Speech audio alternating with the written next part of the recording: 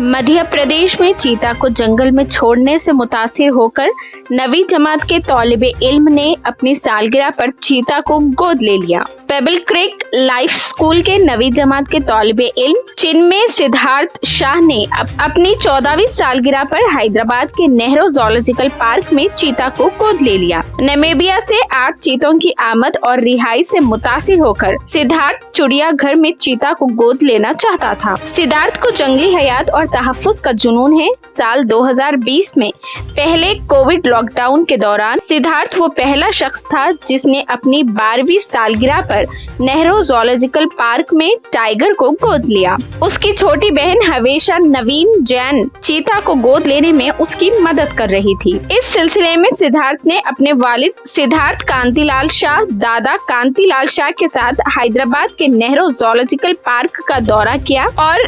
37,500 रुपए का चेक हवाले किया। Shri Esraj Shekhar, curator, Nehru zoological park Hyderabad को 6 माह की मुद्दत के लिए चीते को गोद लेने के लिए चेक दिया गया। आइए देखते हैं TVN 99 की ये खास रिपोर्ट।